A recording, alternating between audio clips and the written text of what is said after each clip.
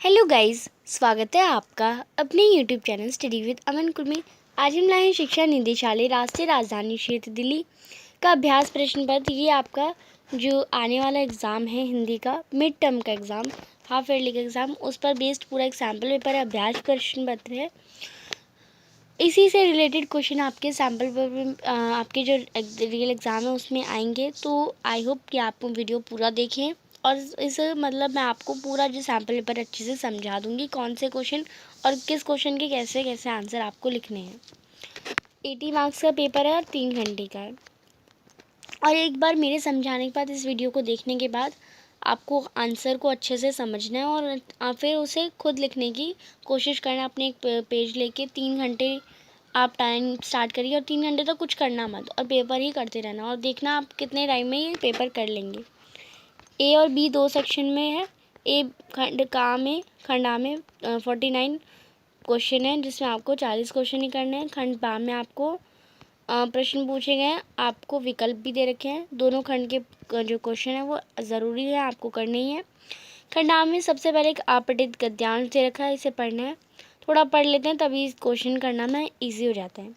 स्वस्थ भोजन की आदतें जीवन में बहुत ही महत्वपूर्ण है। हम जानते हैं कि अरुचिपूर्ण है। अब जिसको ये नहीं पढ़ना और आगे डायरेक्ट क्वेश्चन के आंसर देखने हैं, वो इसे स्किप भी कर सकता है बात को।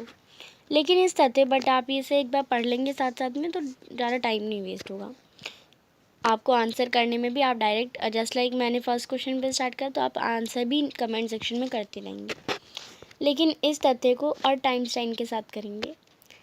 असत्य नहीं बनाता है। सौभाग्य से हमें पहले से अधिक अपने स्वास्थ्य के प्रति सचेत हैं। जिम, योग और नियमित व्यायाम अब हमारे जीवन का हिस्सा है, कम से कम हमसे बहुत से लोगों के लिए। जब हम खाने की अच्छी आदतों की बात करते हैं तो कई बार हम भ्रमित हो जाते हैं। हम में से अधिकांश के लिए भोजन शरीर को चलाने के लिए ईंधन होने के अलावा एक आनंद है। शरीर को जितनी ज़रूरत है उसमें ज़्यादा खाना असामान्य माना जाता है। स्वस्थ खाने की आदतों का मतलब है कि आप अपने आहार में जंक फूड को हटाते समय अपने शरीर के लिए आवश्यक सभी पोषक तत्वों को संतुलित तरीके से शामिल करें। हर पोषक तत्व आपके शरीर को सुचारू रूप से चलाने में मदद करने में भूमिका निभाता है। उदाहरण के लिए वसा, कार्बोहाइड्रेट जो ऊर्जा प्रदान करते हैं, प्रोटीन जो एक अच्छी प्रतिरक्षा प्रणाली और क्षतिग्रस्त ऊतकों के पुनर्निर्माण के लिए मुख्य है, और विटामिन जिनमें से कई आपके शरीर के विश्व सुरक्षा के लिए उत्कृष्ट एंटीऑक्सीडेंट हैं। जब तक आप इस पोषक तत्वों को सही मात्रा में दैनिक रूप में नहीं लेते हैं, तब तक आप स्वास्थ्य के लिए न्याय को नहीं कर सकते। स्वस्थ भोजन की आदतें शरीर को अच्छा प्रदर्शन करने और बीमारियों से दूर रखने की मदद करती है। पहला प्रश्न है, शरीर को अच्छा प्रदर्शन और करने और बीमारियों से दूर रखने में कौन मदद करती है? स्वस्थ भोजन की आदतें। कहा आपका करेक्ट हो जाएगा। सेकेंड है, आप अपने स्वास्थ्य के साथ न्याय कैसे कर सकते हैं? पोषक तत्वों को नियमित लेकर, पोषक तत्वों को ना लेकर, फास्ट फूड को लेकर, कच्ची भोज्य सामग्री खाकर। तो इसमें का ऑप्शन आ जाएगा पोषक तत्व को नियमित लेकर। फिर है, हमारे शरीर को ऊर्जा कौन प्रदान करते हैं? वायु, लवण, वसा, कार्बोहाइड्रेट या जल? तो वसा और कार्बोहाइड्रेट हमारे शरीर को ऊर्जा प्रदान करते हैं, तो ग ऑप्शन करेक्ट हो जाएगा। हमारे जीवन में संतुलन में क्या क्या आवश्यक है? तो वाहन, सड़क, सभी पोषक तत्वों का संतुलन, या घर? तो हमारे सभी पोषक तत्वों का संतुलन ज़रूरी है।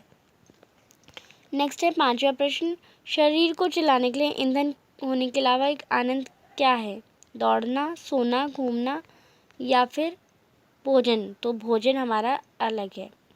दूसरा है, यहाँ पे दो काव्यांश दिए गए, किसी एक काव्यांश को ध्यानपूर्वक पढ़िए और आंसर करिए। उत्तर सही विकल्प चुनिए। बार बार आती है मुझको मधुर याद बचपन तेरी, गया ले गया तू जीवन की सबसे मस्त खुशी मेरी, चिता रहित खोलना खेलना खाना का, वह फिरना निर्भय स्वच्छंद, कैसे भूला जा सकता है बचपन का अतुलित आनंद। ऊंच नीच का ज्ञान नहीं था, छुआछूत किसने जानी, बनी हुई थी वह झोपड़ी और चिथड़ी में रानी, किए दूध के कुल्ले मैंने चूस अंगूठा सुधा पिया, किलकारी किल्लोल मचाकर सुना घर आबाद किया। अब इसमें कवि ने किलकारी किल्लोच मचाकर क्या किया? खुद से संवाद किया,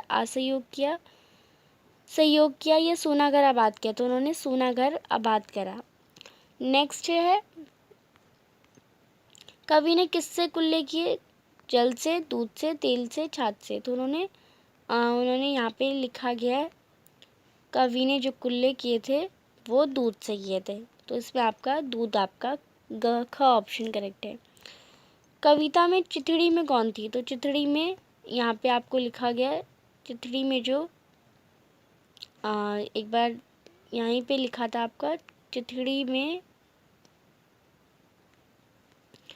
जो थी वो रानी थी। तो चिथड़ी में रानी, आप यहाँ पे लिख सकते हैं चिथड़ी में किसका ज्ञान नहीं था? चिथड़ी में रानी थी। नेक्स्ट है, कवि को किसका ज्ञान नहीं था? तो कवि को ऊपर नीच का ज्ञान नहीं था, ऊंच नीच का ज्ञान नहीं था, अगल बगल का ज्ञान नहीं था, छुप छाव का। तो कवि को जो किसका ज्ञान नहीं था? यहाँ पे आपका लिखा है ऊंच नीच, तो उन्होंने ऊंच नीच का ज्ञान नहीं था। कवि को बार बार मधुर याद किसकी आ रही थी? बचपन की। अब अथवा वाला है, ये मुरझाया हुआ फूल है, इसका हृदय दुखाना मत, स्वयं बिखरने वाली इसकी पंखुड़ियां बिखराना मत। गुजरो अगर पास से इसके, इसे चोट पहुंचाना मत, जीवन की अंतिम घड़ियों में देखो इसे रुलाना मत। अगर हो सके तो ठंडी बूंदे टपका देना प्यार, जो प्यारे जल ना जाए संदिग्ध हृदय, शीतलता ला देना प्यारे। हृदय को जलाने से बचाने के लिए कवि किसकी ज़रूरत बता रहे हैं? आर्द्रता की, उष्णता की, पावनता की या शीतलता की? तो वो शीतलता की बता रहे हैं। कवि अंतिम घड़ियों में क्या करने से मना कर रहे हैं? उठाने से, गिराने से, हंसाने से, रुलाने से? तो वो रुलाने से मना कर रहे हैं। कवि कैसी बूंदें टपकाने की बात कर रहे हैं? गर्म, ठंडी, मीठी, गुनगुनी? तो वो मीठी बूंदें टपकाने के लिए बता रहे हैं। कवि किससे ना बिखराने की बात कर रहा है? ओस या पानी, पंखुड़ियाँ या फूल? तो वो पंखुड़ियाँ ना बिखराने के लिए बोल रहा है। कवि मुरझाया हुआ किसे कह रहा है? पौधों को, फूलों को, सूखी घास को या हरी घास को? तो वो फूलों को मुरझाया हुआ कह रहा है। अब यहाँ पे व्याकरण आ जाता है। किन्हीं 4 प्रश्नों के उत्तर दीजिए। अपयश शब्द में उपसर्ग क्या है? तो इसमें आपका जो अप है वो उपसर्ग है, क्योंकि यश शब्द का अर्थ होता है और आपका कोई अर्थ नहीं होता। अधि उपसर्ग वाला शब्द है, अधि उपसर्ग वाला शब्द क्या हो जाएगा? अधिकार या अधिक, अधीर या अधिक? तो इसमें अधिक अधिक तो दोनों सेम ही दे रखे हैं। अधीर रा कोई शब्द नहीं बनाता, पर कार कोई शब्द बनाता, तो इसमें आपका का ऑप्शन आ जाएगा। फुसफुसाहट शब्द में प्रयुक्त प्रत्यय है हट, सनाहट या आहट, फुसफुसाहट। तो फुसफुस या सन? तो इसमें आप देखिए फुसफुस एक शब्द बन जाता है और आहट भी एक शब्द ही बन रहा है हमारा। फुसफुसा एक शब्द बनेगा और हट हमारा प्रत्यय इसमें हो जाएगा, तो इसमें आपका का ऑप्शन हो जाएगा।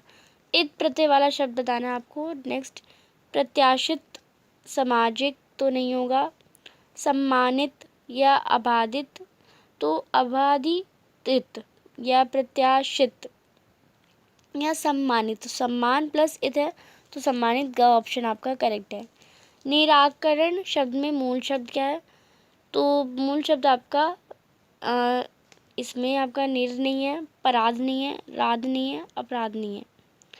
इसमें आपका निराकरण, तो यानी अपराध आपका मूल शब्द है। नेक्स्ट है, निर्देशानुसार किन्हीं 4 शब्दों में उत्तर लिखिए। मानहीन शब्द में समास होगा, तो मानहीन शब्द में समास बताना है। पीताम्बर शब्द का पद का सही विग्रह होगा। नीला नभ, पीला है जो अंबर, नीलाकाश या नीला अंगर? तो पीला है जो अंबर, आप इसमें पीताम्बर करेंगे। 4 पायों का समाहार, तो 4 पायों का समाहार 4 पाई होता है। द्वंद्व समास का सही उदाहरण बताना है आपको। तो सही गलत आपका इसमें सही ऑप्शन का ऑप्शन करेक्ट है। 10 है आनंद जिसके रावण, ये समास विग्रह किस समास का उदाहरण है? तो ये हमारा होता है 10 है आनंद जिसके, वो होता है हमारा शायद कर्म धारे का। तो आप इसे कंफर्म करके मुझे कमेंट सेक्शन में बताएंगे। सरिता बाजार नहीं जाती है, अर्थ की दृष्टि से वाक्य कैसा है? सरिता बाजार नहीं जा रही है, तो वो वे निषेधवाचक है। नेक्स्ट है, काश रचना पुस्तक पढ़ती, अर्थ की दृष्टि से वाक्य कैसा है? काश यानी इसमें इच्छावाचक है। प्रश्नवाचक सही वाक्य का सही उदाहरण क्या है? अनु घूमने गया, अनु घूमने नहीं गया। क्या अनु घूमने गया? तो इसमें गा ऑप्शन आ जाएगा। मैं विद्यालय गया था वाक्य का प्रश्नवाचक में सही रूपांतरण होगा काश मैं विद्यालय गया, मैं विद्यालय नहीं गया। मैं विद्यालय क्यों गया था? तो इसमें आपका गा आ जाएगा। आज्ञावाचक वाक्य का सही उदाहरण होगा आप यहाँ से चले जाइए। क्या आप जाना नहीं चाहते हैं? आप क्यों जाना चाहते हैं? आप कहाँ जाना चाहते हैं? तो यहाँ पे आज्ञावाचक आप यहाँ से चले जाइए। निर्देशानुसार किन्हीं 4 प्रश्नों के उत्तर लिखिए। आपको बताना निम्नलिखित पंक्तियों में रूपक अलंकार की पहचान कीजिए। काली घटा का घमट घटा रूपक बताना आपको। शुभम को ढूंढ फिरत कभी भी उचरी। नव में चंपम चंपला चमली। आइए महंत वसंत। तो इसमें आपको रूपक अलंकार बताना है। यमक बता देना है। यमक अलंकार पाहुन जियो आए हो गांव के शहर में। देख लो साकित के यहाँ नगरी है यहाँ। सत्यशील ध्वजा मन का फीर। तो यमक अलंकार बताना है। नेक्स्ट है उपमा अलंकार बताना है। फूल के आसपास रहते हैं फिर भी कांटे उदास रहते हैं। पीपर पात सरिस मंडोला। मैया मैं तो चंद खिलौना ले हो। मेघ आए बड़े बंठन के। तो उसमें करेक्ट आपको उपमा अलंकार बता देना है। अनुप्रास अलंकार का सही उदाहरण बताना है। कुटिल कुचाल कुरुमकम छोड़ दे। नाथ सकल सुख साथ तुम्हारे बरसत बरिंद। या 3 बेर खाती थी वो 3 बेर खाती है। तो इसमें आपका का फर्स्ट का ऑप्शन ही करेक्ट होगा। जहाँ एक शब्द की एक अधिक आवृत्ति हो एक शब्द की अधिक आवृत्ति हो तो वो आपको बताना है उपमा होता है या यमक होता है, ये आपको बताना है। नेक्स्ट है यहाँ पे गांव के इतिहास में एक क्वेश्चन है 7th क्वेश्चन। इसमें सही विकल्प बताना है। तो गांव के इतिहास में ये घटना अभूतपूर्व ना होने पर भी महत्वपूर्ण थी। बाल सभा ने निश्चय किया कि दोनों पशु वीरों को अभिनंदन पत्र देना चाहिए। कौन सा चैप्टर है आपका? 2 बैलों का था। कोई अपने घर से रोटियां लाया, कोई गुड़, कोई चूस कर, कोई चौकर, कोई भूसी। दोनों मित्रों का जीवन में पहली बार ऐसा साबित पड़ा कि सारा दिन बीत गया पर उन्हें खाने के लिए तिनका भी ना मिला था। उन्हें समझ ही ना थी कि ये कैसा स्वामी है, इससे तो गया ही अच्छा था। कम से कम रूखा सूखा तो देता ही था। यहाँ कई भैंसें थी, कई बकरियाँ, कई घोड़े, कई गधे, पर किसी के सामने चारा ना था। सभी जमीन पर मुद्रों की तरह पड़ी थी। इनमें तो कई तो इतनी कमज़ोर थी कि खड़ी भी नहीं हो सकती थी। सारा दिन मित्र फाटक पर टकटकी लगाए ताकते रहते कि कोई चारा नहीं लाया। जानवर वहाँ पर खड़े क्यों नहीं हो पा रहे थे? कमज़ोर होने के कारण, परेशान होने के कारण, असहाय या मजबूत होने के कारण? तो वो कमज़ोर होने के कारण का ऑप्शन हो जाएगा इसमें। नेक्स्ट है सभी पशु ज़मीन पर किसकी तरह पड़े थे? बीमारों की तरह, अबधरों की तरह, या मुर्दों की तरह, या जिंदों की तरह? तो वो मुर्दों की तरह पड़े हुए थे। नेक्स्ट है सारा दिन दोनों मित्र कहाँ पर टकटकी लगाए रखते थे? छत पर, आंगन पर, दीवार पर, या फाटक पर? तो वो फाटक पर टकटकी लगाए रहती थी। ये घटना के इतिहास में अभूतपूर्व ना होने पर भी महत्वपूर्ण थी। शहर के, कस्बे के, गांव के? तो वो कस्बे के। बाल सवार से ने क्या निश्चय किया कि उनको घुमाने ले जाना है, उनको अच्छे से नहलाना है, या उनको अच्छा भोजन? उन्होंने दोनों पशु वीरों को अभिनंदन पत्र दिया। तो इसमें आपका घ ऑप्शन हो जाएगा। इसमें से आपको सही क्वेश्चन बताना है। लहासा की और पाठ पे सर्वोच्च स्थान पर क्या था? डांड के देवता का स्थान, चीनी किला, पहाड़, या सुनसान जगह? तो डांड के देवता का स्थान था। लहासा की और पाठ के लेखक में घोड़े की क्या दशा थी? बहुत धीरे चल रहा था,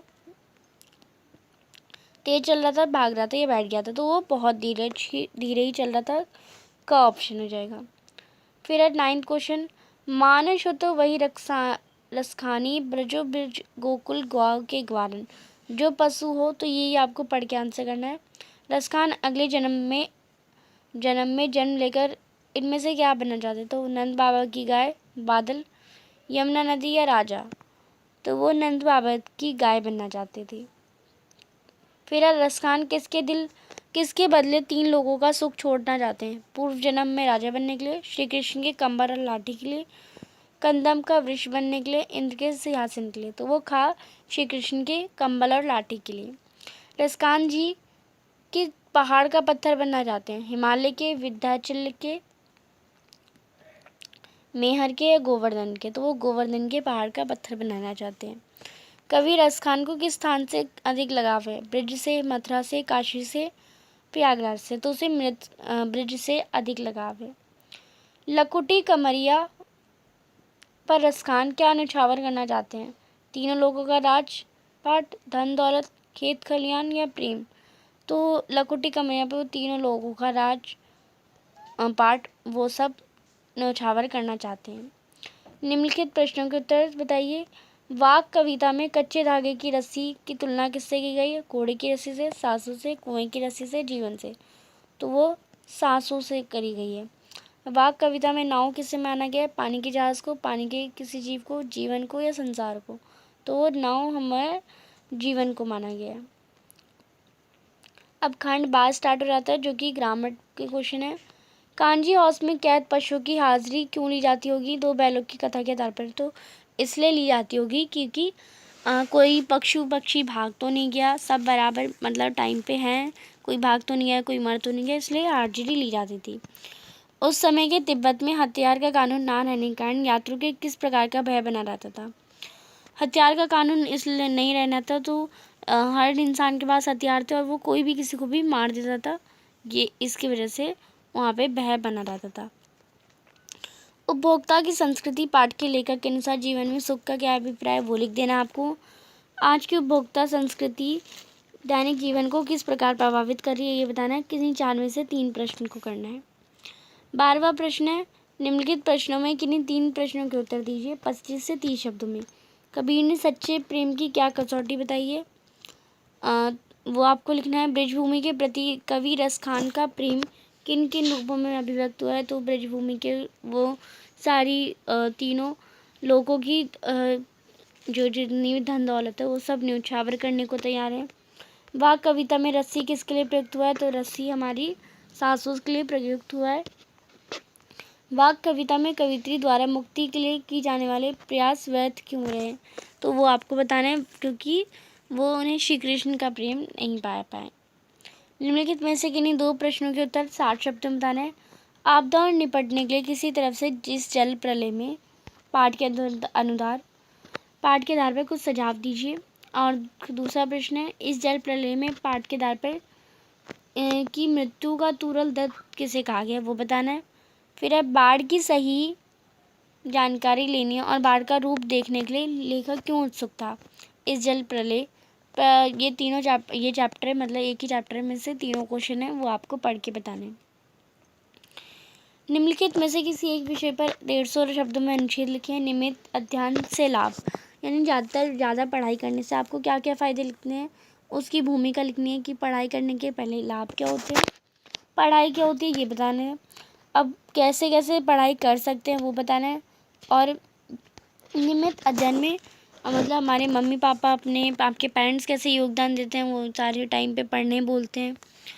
और इनकी सीमाएँ क्या रहती हैं कि दिन में पढ़ते तो रहना नहीं हमें, वो बताना है इसमें कितने बजे से कितने बजे तक, और इसकी उपयोगिता। और फिर लास्ट में बताना है कि हमें पढ़ाई करके हमें क्या क्या मिलता है, उसके लाभ बताने। या फिर किसी एक विषय पे करना है तो इस पे भी कर सकते हैं। जल ही जीवन है, जल ही जीवन पे क्या क्या आप लिख सकते हैं। जल हमारी कहाँ कहाँ मिलता है ये बताना है, और हमारे जीवन में क्या क्या महत्व है उसके, जल की उपयोगिता, और फिर लास्ट में एंडिंग। समाज के प्रति हमारी जिम्मेदारियाँ आपको बतानी है, भूमिका इसकी कि क्या क्या समाज के प्रति जिम्मेदारियाँ क्यों होनी चाहिए, क्योंकि हम नागरिक हैं, और क्या क्या जिम्मेदारियाँ हैं और जिन जिम्मेदारियों का निर्वाह क्यों आवश्यक है, यानी ये करना ज़रूरी क्यों है, और ये नहीं निभाएंगे तो क्या होगा, और इससे किसी तरह मतलब संतुलित कैसे रखते हैं, ये हमेशा मेंटेन कैसे रहे, और इसका एंडिंग।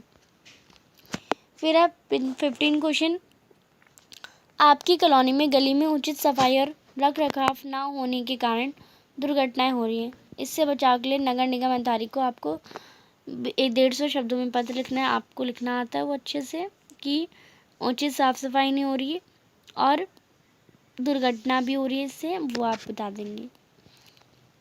स्वतंत्रता दिवस के अवसर पर आपके देश में मनाए जाने वाले आयोजन के बारे में बताते हुए अपने भाई को लगभग 150 शब्दों में पत्र लिखिए। तो स्वतंत्रता दिवस के अवसर पर जितने आपके देश में मनाए जाने वाले आयोजन हैं वही आपको 150 शब्दों में अपने भाई को पत्र बताना है। कौन से क्या क्या मनाया जाता है वो आपको बताना है।